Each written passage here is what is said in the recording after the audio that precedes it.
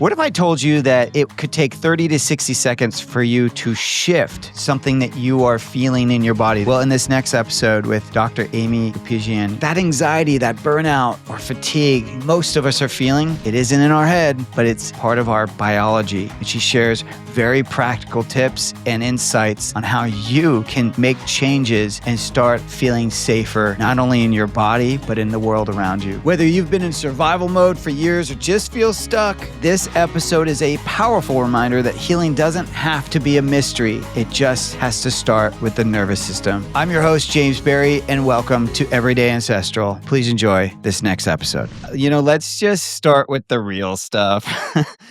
What was going on in your life when you realized traditional approaches to trauma weren't cutting it? This first happened when I adopted. I don't know how many people know this about my story, but it was during medical school that I foster parented and then adopted. It was not my intention to adopt from the beginning. I thought I was just signing up to be a foster parent. I wanted to use my time in a meaningful way. I had a few months between finishing my master's and jumping back into the third year of medical school. And I decided to become a foster parent during this time. I had no idea, James, that it would lead me to adopt. And I remember the phone call. There was a 4-year-old boy. He needs a home. And it was an immediate yes for me. My heart was so wide open. And I'm in my mid-20s. So I have a lot of just hope. I think I know everything. But I also think that you remember thinking that way in your I 20s. remember my 20s, yep. Cocky and, yeah. Cocky and self-righteous, yeah. Very much so. That was me as well. And I I I just knew that young kids who were coming from hard places, they needed love. They needed understanding, they needed compassion, and with stability, they would heal. And I just wanted so much to be able to help them have a better life and a real future rising above their childhood. So this was all in my motivation for becoming a foster parent. But when Miguel came, he had already been through 20 different moves, not different placements, but had been moved around 20 different times, and he was only 4. Oh my goodness.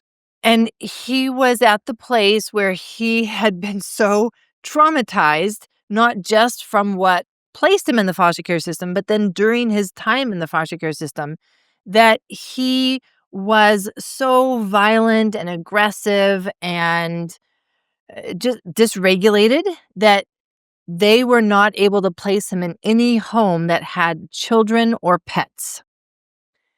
They saw that I was a medical student, headed to be a doctor, and they're like, she's the perfect one. No, No. you weren't necessarily studying trauma at this time, though. What kind of medicine were No, you studying? I was in medical school. Just I medical, was okay. just Traditional medical medical. school. Yes, I was in Southern California, Loma Linda University to be specific, and I was doing an MD, so my medical training, but then also getting a master's in biochemistry. And this was the environment in which I then became a foster parent. And to know that You clearly weren't dating, you weren't married. Because, like, what kind of person decides to, like, take on a foster kid, let alone adopting a kid when they're in medical school? I mean, that's just crazy. But you clearly, like, you saw yourself as having time? Or is just that your heart was so big at that moment? my heart was so big at the moment. I had time in the sense that I had a few months before jumping back into medical school. And so I literally was going into this just to be helpful and foster parent. For those couple of months. That's what I thought. Okay. By the time they called me and had a child that they wanted to place with me, I was already back in medical school. I was already back in internal medicine rotation, no less, and in the third year of medical school. And I still said yes, James.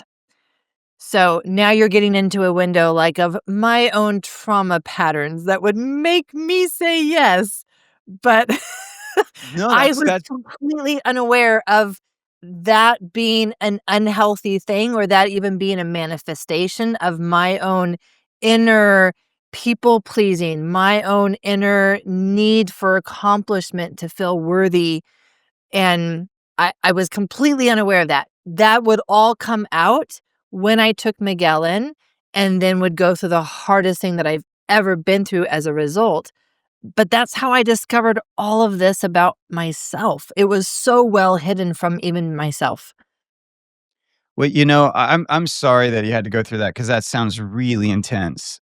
And I think about this a lot that we really do need contrast to understand not only our placement in the world, but our placement within ourselves. Like without contrast, there is no change. And I find everyone in the health field, or really any, I mean, well, let's just talk about the health field. But anyone in the health field, everyone had to come from somewhere to get to where they currently are. So I do think that this is very powerful. That this is the traumatic or the contrast that happened for you to help you see that you had trauma, that you had these things going on inside you that were dictating your choices. And I've often thought, James, that if he were any easier, I wouldn't have had the insights that I've had or had my life changed, my career path gone down a very meaningful path that I wouldn't have even been aware of if he hadn't have prompted this and been so tough that I had to go on a very different journey than what I was expecting in order to try to find answers for him. What a gift he was for you in that sense, and really for all of us, because now where you are and what you specialize in is helping so many people. Can you just share a little bit more though about so you ended up helping him find another adopted family, correct? What was that process? Because really, it sounds to me like you accepted him to adopt him. You did that for you said what 6 years? How long? 6 years. So that's an incredible amount of time. First of all, to do that while you're still in school, but now you're being faced with your own shadow side. I imagine you probably didn't actually have time to really deal with that shadow side. And so then you had to make this decision, which I imagine was probably rock bottom. So how did you like, what was that process? And then how did you treat yourself after? Were you just beating yourself up? I mean, I'm sorry, I'm talking a lot here, but it really triggers me because it's like, I know that when people have, for example, miscarriages, they beat themselves up. They just are like, what did I do wrong? And I can just imagine that you were so hard on yourself. And it makes me feel really sad for you. So I would love to better understand that. The short version of the story is that I poured myself into Miguel and talk about losing myself in the process, needing to put myself on the sidelines because I have a child who, James, he was so deep in his trauma that he was talking about killing me, would attempt to kill me. My daily life was at threat. I would sit down at the table for dinner after being in the hospital all day long, seeing patients, and we'd be having dinner and he would pick up his plate. He's 2 feet away from me and throw it right at my face. So this was my environment where I didn't have the space to do any of my own personal work that was surfacing as a result of this. It was pure survival, which is why it became so necessary for me to find answers. It wasn't, well, it would be nice. It wasn't, well, I'm trying to help him. It was like, no, I'm trying to survive. I'm trying to get through today. And he is going to have a very awful future if he's even alive because he's doing things that are putting his own life at risk. And he's 5, he's 6. So it became so necessary just for literally like physical survival. So as I'm throwing myself into this, I'm realizing that the therapies that are the evidence-based therapies are not working for him. They're actually making things worse. So talk about rock bottom. Here I am. I'm a poor medical student, don't have any money, don't have any time. My heart had been so open for this experience, thinking that it was going to be this version of parenting and motherhood. And I was getting this version. And I couldn't even talk about it with my friends because they're dating, they're getting married, like they're doing normal 20-year-old things. I'm trying to keep a kid from killing me that day. I can't talk with my colleagues because they're telling me, Aimie, like, what were you thinking? We all know that these kinds of kids end up in juvenile hall. And then they go on to have addictions. And then they go on to have a life of broken relationships. We know this. Why are you setting yourself up for this? And so it was this constant message of hopelessness and discouragement, even if they understood the situation. And most of my friends had no clue what I was going through. And part of the issue, and I know a lot of parents who adopt can relate to this, Miguel was one way in public with other people and a very different way with me at home.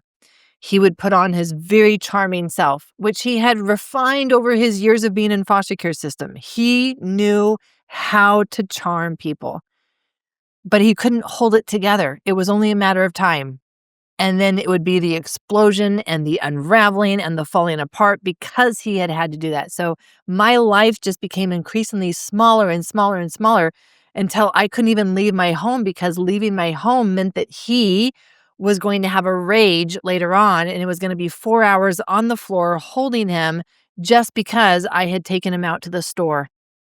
And these were the kinds of things that would trigger him. So this was the context. Now, there was something very significant that happened at that time that I'll share with you, which is that there had been an adoptive mother who had adopted a boy from Russia.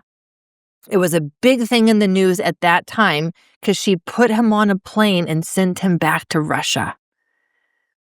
There was no family to accept him there. There was nothing there for him. She was just so done, exhausted, ran out of resources that seemed to her the only thing for her to do to survive.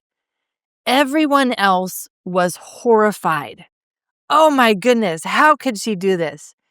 Inside, I was like, I get it. Mm. I get it. And what an awful place to be where you're a parent and you don't see how you can be okay, how you don't see how they can be okay. And it's that bad that you're putting your son who you adopted on a plane back to Russia. Wow. And And so, so that was the context by which then I'm experiencing this and I'm realizing for some people, this doesn't get better.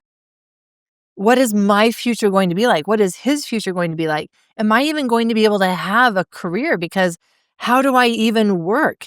I took off a whole year after graduating medical school just to be at home with him.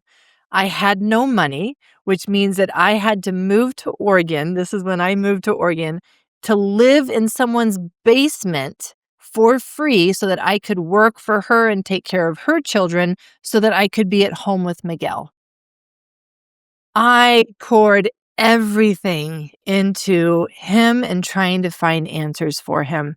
And it was an experience that few other people will ever have to go through and thus that can't really fully understand the extent of the intensity of it and the rock bottomness that I experienced all the time of down on the floor, on my knees, in a fetal position, crying because I am doing my best and my best is not good enough. I'm so sorry. Was there a further catalyst that finally made you say, I got, like, what happened to help you finally have the strength to just say, I have to, I'm not, this is not the right situation for, I'm not the right person for him. He's not the right person for me. What kind of came together to assess that? So, James, here's the hardest part of the story is that I actually found all the answers that he needed. I am one of those people. Again, talk about my trauma patterns. I understand. I am one of those people that when I set out to do something, there is no way that I would have stopped. And I kept going. And I did everything. This included putting him into boarding schools. I did everything. Anything and everything. I was still all in. And it eventually worked. I found the last piece that he needed. It actually happened when he was 9.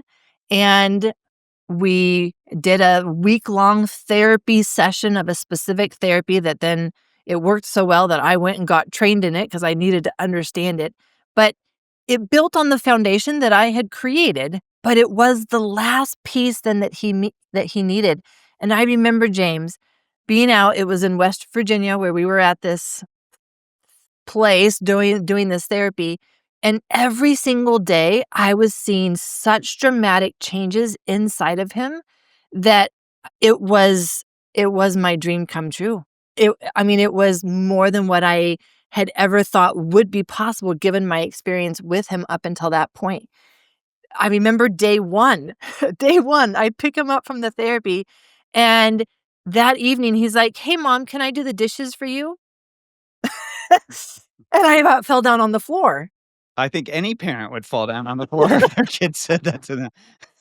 Any parent would fall down on the floor, and especially Yeah. me, given that what I usually would hear would be, "Mom, whatever, I wanna kill you tomorrow." What was the therapy? The therapy is what led me to start to study the biology of trauma. The therapy actually was an art narrative process that broke it down into very specific segments of one's inner experience during a trauma. Not what was happening on the outside, the inner experience of that trauma. And you map each step out of that inner experience on a different sheet of paper so that there's a total of 8 pieces of paper. And you walk through the whole thing and then you create a different ending where now you are safe. And sometimes that means like, well, then right here, right now, because I've never felt safe in my life. Or sometimes if it was a car accident, you're like, well, no, I was able to go to the hospital and they checked me out and everything was fine. And whew, the story is over. But so much of what I was learning at that time was that the body holds on to trauma and it holds on to it because it never got the sense that the danger was over. So for Miguel, he's still living in his past. He's still living in the middle of, my mom might give me up. My mom might send me away. My birth mom is neglecting me. My birth mom is gone. I don't even know where she is. And when she is here, she's not emotionally present. She's on substances. He was still living in that sense of danger. I didn't know this. I thought that by bringing him into my home and giving it time that he would adjust and he would be able to realize, oh, I'm not in danger anymore. But one of the first things I had to learn about trauma was that it's actually not what our mind thinks. It's what our body believes. And our body needs a reset to safety. And most people, including Miguel, including myself, had never had a reset, a complete reset to safety. So our body was still living as if it were in the past, even though our mind could consciously look around and say, well, no, we're fine now. We're in a different home now. We have a different mom now. She loves us. Our mom before didn't, but this one does. That is all cognitive reasoning, and that has no place in the actual determination of our body of whether we remain in danger mode or not. But so how does the physics, so what I hear you saying is that trauma is stored on a cellular level. It's in our body, and that talking through it is not necessarily the remedy.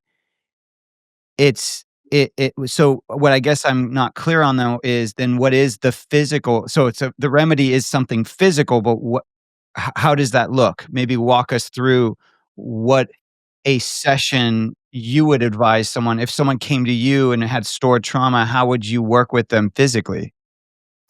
There are 3 levels that need repair.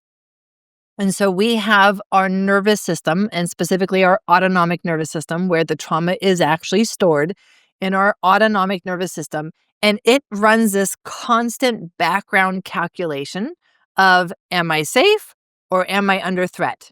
It's a subconscious calculation. It's happening every moment throughout our life because it's the job of our nervous system to keep us alive. So it has to keep track of, am I in danger or am I safe right now? Do I need to start running or can I relax and rest right now? So Very there's this primal, very, very primal. so Yeah, very basic, right? primal. And it would be amazing for people to understand, like, what are those cues of danger that our body receives? What are the cues of safety? Because they're not necessarily what we would normally think of. And that's the whole point, is that then as we experience the impact of trauma on our own body is creating a feedback loop and giving signals of danger to our nervous system that say, we're still in danger. Some of those levels, an obvious level is the mind. So we can have self-talk and we can tell ourselves, you're stupid, Aimie. And that self-talk will be heard by my nervous system, and my nervous system will be like, oh, it sounds like we're under threat because we're stupid. Uh, so the self-talk actually is important, but the other 2 levels are even more powerful. There is a body tissue level, which is involving the movement of our muscles. And when we have been in danger and powerless to protect ourselves, our body retains that memory. And it forms this belief, a programming through our neuroplasticity that I'm incapable of hard things. So then when stressors come, even if we could actually respond to the challenge, our body says, oh, no, we're not capable of hard things. We should just shut down. We should just not even try. So there's this element of stored body memory in terms of our movement and our ability to move through hard things versus just getting overwhelmed and getting stuck. The 3rd level, though, is the biology, and that's what you were referring to, which is the actual cellular level. And what happens is that as trauma impacts our cells and systems of our body, it disrupts our gut. It disrupts our mitochondria. It disrupts our hormones. It disrupts our cardiovascular system, our lymphatic system, our detoxification system. Because, as we all know, if we are needing to run from a tiger to survive right now is not the best time to be eating a meal and cleaning out our toxins and lymphatic system. And so all of those systems shut down, including our metabolism. When we go into a trauma response, one of those steps of the inner experience that we want to map out on this art narrative therapy that I took Miguel to is this shutting down in order to survive. Our metabolism shuts down in order to survive. This is where a lot of the fatigue and exhaustion comes from, where it's our body actually saying, I don't think you can do that much, but you're not listening to me, so I'm going to shut down and force you to do less. I'm going to shut down and force you to feel tired so that you won't go out and do all these things or, follow your dreams or whatever it is that you're experiencing this fatigue and exhaustion from. And so that then becomes a source of ongoing danger. When our cells and our systems don't get that reset to safety, our metabolism stays in this energy conservation mode. Our hormones remain imbalanced. Our digestive system becomes imbalanced, and we develop all forms of dysbiosis or inflammation, changes in our digestive system that create more problems like nutrient deficiencies. And all of this together is now becoming a cue of danger to our nervous system, because our nervous system looks at our inner biology and says, oh, look at all those toxins. Oh, look at that inflammation in the gut. Oh, did you see the inflammation in the brain? Did you see that imbalance of hormones? Do you see the mitochondrial compromise? Do you see the oxidative stress? And our nervous system is looking at all of that and saying, because of the damage that's still present in our biology, we don't have as big of a capacity.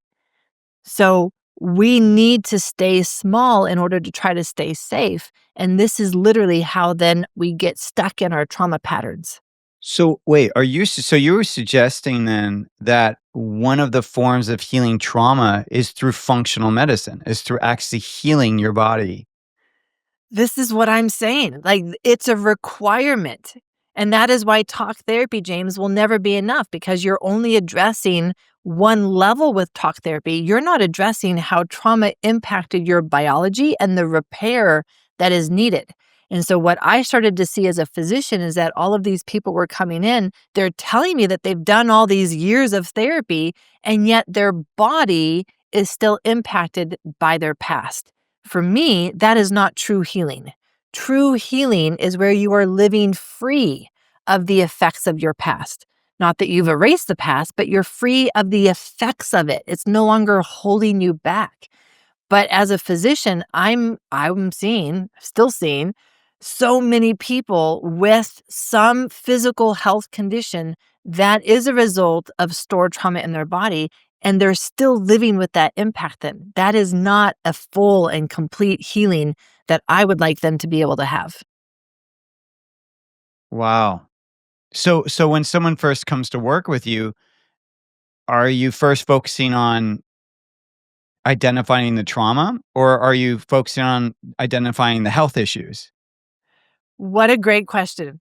So here's the crazy thing. As I'm starting to learn all this, I am now faced with the question, well, what do I do with my patients? At this point, I had changed my career, so I'm no longer in general surgery residency. Yes, I did 4 years of general surgery residency. I have Wow. touched and cut the vagus nerve. And then I moved to addiction medicine so that I can really work with trauma because I felt that addiction is just one of the most clear examples of how trauma reinforces and becomes different patterns. So I'm working with my patients and I'm realizing, like, where do I even start? Because the mountain is so big. There is so much repair to do, especially with someone who's become dependent and addicted on substances. There is so much to do. Where do I even start? And if I try to throw it all at them, they are not successful at all and they get stuck. So I had to really practice and figure out, where am I starting with them? The craziest thing, James, I, as a physician, am thinking I need to start them with diet and supplements and lifestyle.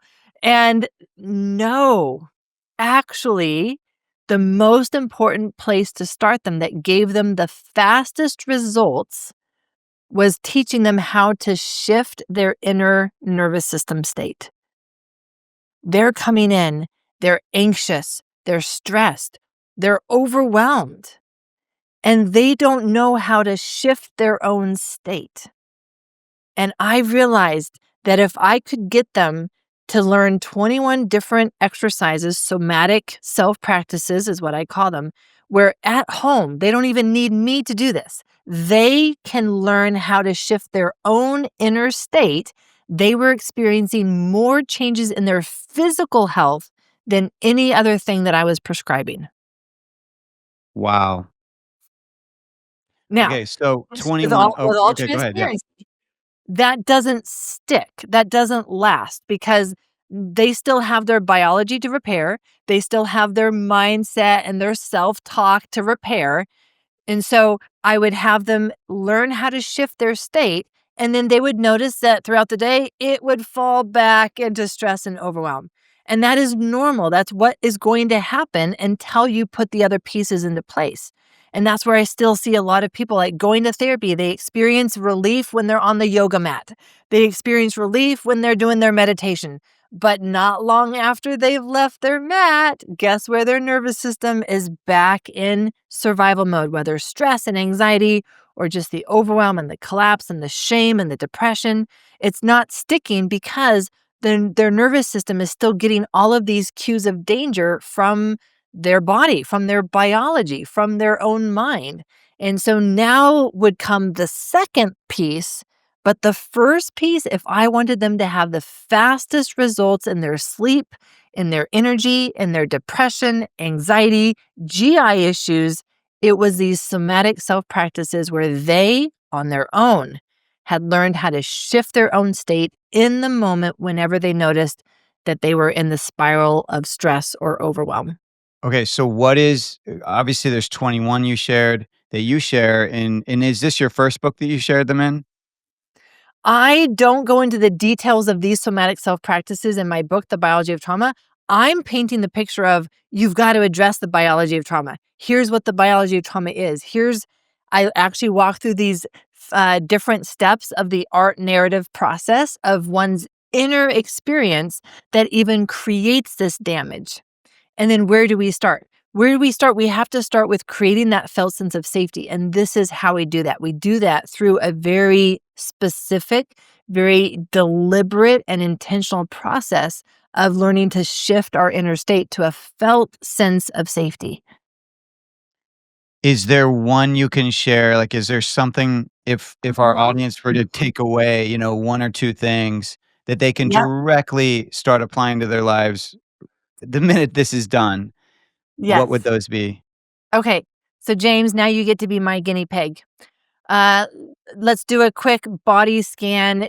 Give me any place in your body where there's any kind of tension. It's just uncomfortable in any way. Doesn't need to Oh yeah, matter why. my traps, right under the neck, right there. Yes. Okay. All right. So here's what I want you to do. Give me a number for that level of discomfort.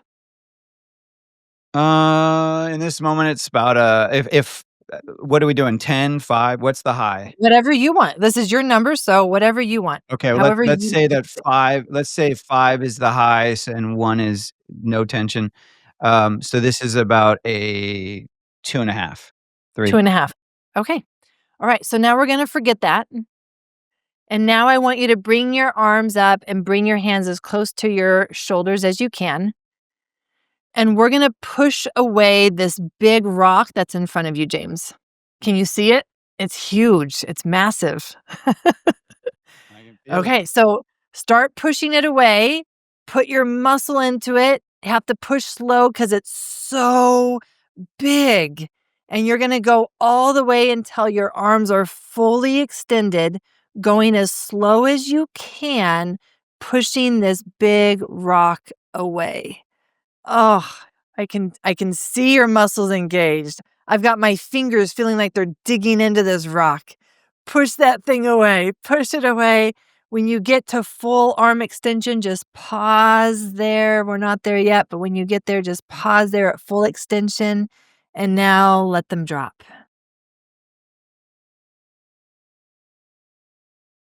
Yeah, I actually don't feel it. It's a 1 right now.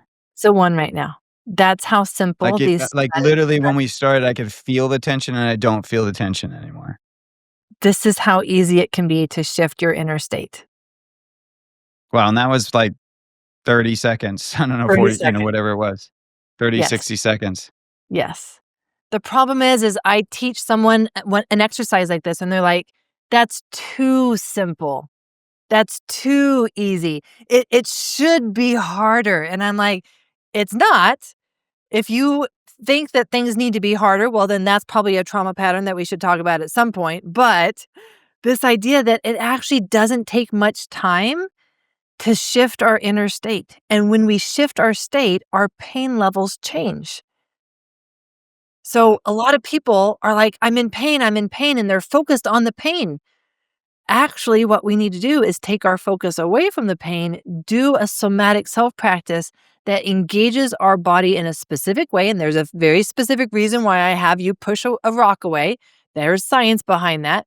But when we do that, when we engage it with our body with this movement, somatic practice, that's what shifts our inner state. And that's what changes, for your case, the pain level. It's not actually by focusing on the pain, it's by shifting the state. Yeah. Oh, that's really great. It's interesting because I have heard before that one of and this is really ties into everything you're saying, is that when a bird hits a pane of glass, what usually happens is, if you've ever seen it, they hit it and then they kind of shake off like they kind of just shake their entire body and then they fly away.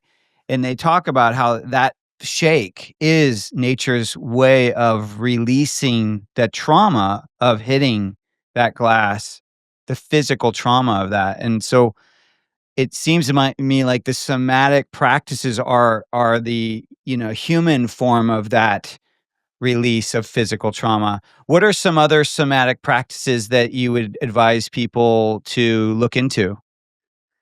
Yeah, I've got a whole 5-day nervous system reset. And so what I've done is I've pulled 5 exercises from my 21-day journey program, pulled 5 of them, and I offer them to people who are purchasing my book. So this can be a gift for anyone. Orders the book, they get my 5-day nervous system somatic reset that has 5 of these very simple and yet very effective tools. So another one would be, as we look at the anatomy, our stomach is one of the most vulnerable areas of our body. Our lungs are important. Our heart is important for keeping us alive. Our brain is important for keeping us alive, but they are all encased in bones. Our stomach is not. And if someone were to hurt our stomach, there are vital arteries there that we would die. And so, knowing this, we can actually use this to create a felt sense of safety in the moment. So, another very simple technique is to bring in some kind of pillow or blanket, or if you have a purse or if you have a book, just anything will work to be able to just put it over your belly, tug it in a little bit, and even just talking about it now, like my body's like, oh, I remember that feeling, and it melts into a sense of safety. So, knowing the science, knowing the anatomy, knowing our nervous system and what it needs, one of the reasons why I do the push way is because space gives us a felt sense of safety, space to think, space to breathe. We are so rushed in our society that we don't feel like we have space. And creating a sense of space is creating a felt sense of safety for our nervous system. It sounds to me though like not only is that pillow or that, that protection creating space, but it's also a form of touch. It is. And, we had Mary Ruddock on our podcast, and she talked about how she believes that our societal kind of separation from intimacy and touch is actually one of the leading causes of trauma. And I notice even when I go to sleep at night, I like to I usually I have like I have a multiple pillows, so I have one pillow for my head, but then I have another one that I'm almost like I like to just almost rest over my head so I can feel the weight, or I put sometimes on my body, but I just want the weight of something. I sleep with a weighted blanket for that reason. And when I am wanting to really settle it deep into my body, I've got a weighted neck shawl, I've got a weighted lap pad. That touch and that sense of gravity is very helpful for my body to get that sense of even knowing where my body is in space. So, touch is one of those things that we do need as part of our development for even being able to connect with our own body.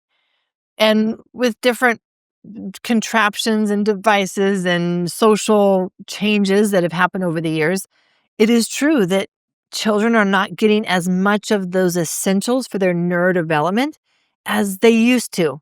They don't get as much time on their belly, which is an essential component for neurodevelopment.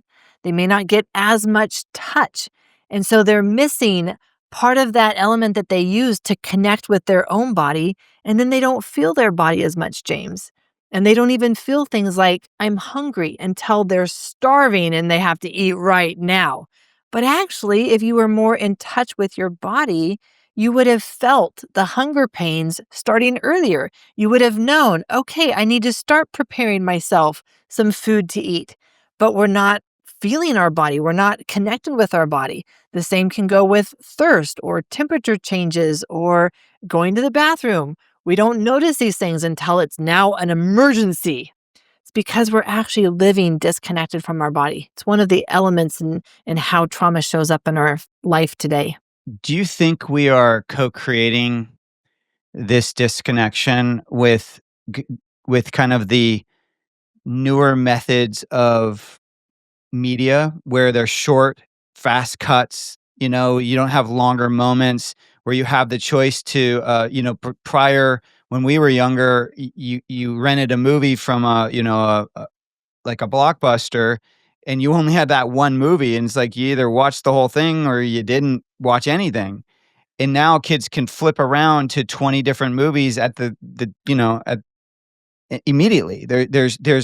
We have access to so much now at the drop of a dime. Do you think that's contributing to that disconnection? Oh, I love this conversation because it really is, I see it more of a need to meet the demand for where our nervous systems have gone. Our nervous systems, given the disconnection, have to have faster moments of activity and adrenaline and dopamine because we're not wired to feel more connected and to be getting dopamine from meaningful connections. And so, given that this is how nervous systems have developed in our generations now, that's what is needed to grab their attention. It didn't used to be that way. We had nervous systems that wanted more time to focus and to think and be creative. That is not the nervous systems that are coming out of generations today. And being an addiction medicine physician is very much related to this because you're working with a different type of nervous system. And when I'm working with a nervous system who's coming off of a substance, for example, I can't expect them to be able to focus for a long period of time. It has to be fast. It has to be rapid because they are so dopamine deficient because they were getting their dopamine from their substance that I know that if I don't provide that dopamine rush for them, I've lost them and they're going to go back to their substance because that's what they feel that they need in order to survive. We need dopamine. So And how so does I see it more as like we're just meeting people where they're at, and that's the problem is that this is where the nervous systems are at, that they actually need that in order to feel alive. Now, but how does it change then? I mean, so are you, using the addict, and let's just say it's a screen addict, someone who's always on their phone. It doesn't have to be, alcohol, but it could be that. And if most or all of the media is so fast cut, particularly if the kids are on TikTok or YouTube or something like that, that's so fast cut and triggering, that or supporting that what you're talking about, how would a parent or someone who how would someone change? Change. This is the big topic, and really, change is dependent on how much trauma a nervous system is already holding. The more trauma burden that a nervous system has, the harder change will be, which means the slower that we need to go. So I would treat it the same way that I was treating a nervous system that's become dependent on alcohol to feel okay. I'm not going to immediately cut you off of everything because you are going to die. You're going to quit. You're going to leave. You're going to be like, I'm never trying that again. So instead, we manage the withdrawals. And there is a withdrawal from screen time. There is a withdrawal from this type of dopamine activity. There is a withdrawal, and we need to honor that so that as we're making this change, we're bringing in other things that bring in dopamine. So, what other things bring in dopamine? Right. Movement, Yeah, movement. exercise, Yeah. joy, laughter, play. Well, then bring those in because you can't expect a child or any nervous system to leave something and not have a replacement. You've got to bring in the replacement first, and then there's less need for this to fill the need. But it is filling a need. And that's what parents need to recognize. It's filling a need. And we've got to figure out how else can I have that need met so that the dependency on this isn't as strong. And then I can make change more effective because I've created some other way for them to have that need met. It's interesting because this is, to me, this is just still going back to the contrast, right? Is like someone that is where their current state is one thing, they need to experience that similar, what would you say, kind of that similar outcome, but in a different form, which is the contrast. Huh. This is And really before powerful. I want to ask you though about let's jump into just addiction really briefly. Um, Something I'm always kind of fascinated about with addiction is, and I'm curious about your perspective, is do you think that part of the addict's addiction is that they keep calling themselves and labeling themselves and reinforcing that they are an addict with their language? what a great question. And when you ask me that, I think of my patients who have autoimmunity. I think of my patients who have depression, anxiety, and they would come in and they would say, "My depression, my anxiety." And I was like, "Whoa, are you sure you want to call that yours? Because if it's yours, it's going to be much harder to leave behind. Whereas if it's the depression, the anxiety, it's already putting some space between this is me and this is just something that I'm challenged with at the moment, but it's not me. It's not mine." So I think that this type of word and and the labeling and how we refer to our conditions is very important. So it takes me back to the three levels that need repair. The mind is one of them. And how we talk about ourselves, how we talk about what we're being challenged by is really important. The words that we use are really important. Yeah. What this is it's so amazing because I'm hearing you talk about things specifically around, around addiction. I'm hearing you talk about things around trauma, around your field of expertise. And yet there's so much crossover with what I do, and how I focus on, getting micronutrients frequently, microdosing frequent small amounts. How I'm always talking about meeting people where they currently are, but just making small changes to their diet so that they can start to feel better in their body. So like it's different intentions maybe or maybe it's just different language, but it's such similar intention in terms of what we're trying to do. Is there can you talk about, I know that you have a deep, you know, wiring around or kind of passion for ancestral and living yourself and eating specific diets. Can you share a little bit about how you've kind of how you what kind of lifestyle you've taken on to support, your trauma healing? This has been a big one. And when I look at the similarities that you're mentioning, to me, this comes back to like, this is how we know this is truth, is when it's obviously that it's a principle of nature. It's a principle of the body that we do microdosing of things that we need, that we meet the body where it's at, and then we guide it gently to the changes that will best help it. So it's true, like it's crossover because these are fundamental principles that we're learning about what the body needs to truly be in its best health.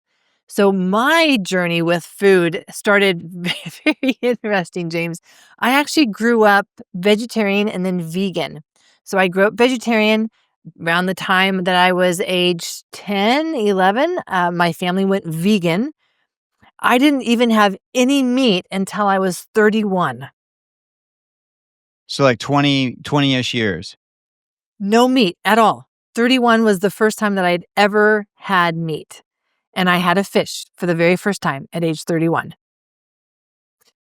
And I thought that this was the healthiest way for me to feed and nourish my body. I struggled with so much anxiety. I struggled with so much depression. I struggled with so much exhaustion. But I was young. I was used to learning how to push through things.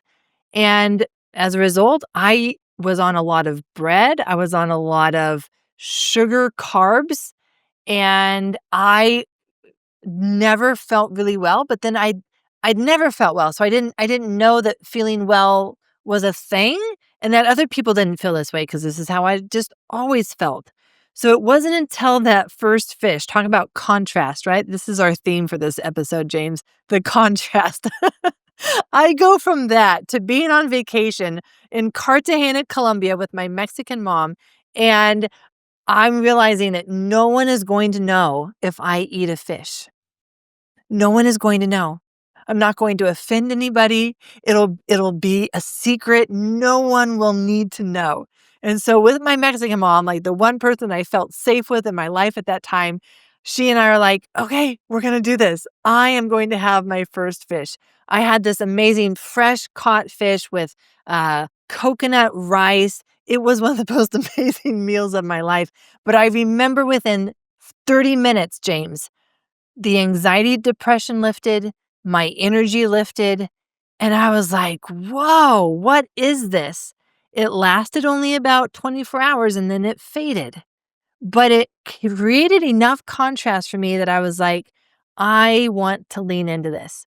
So several weeks later, I'm back home. I'm out to dinner with my cousin. He's having a fish, and I'm like, "Ooh, okay, I'll have a fish too." It was still so much of an obstacle for me to be able to have meat because I'd always been taught it was bad. So I have a fish. Same thing happened, James.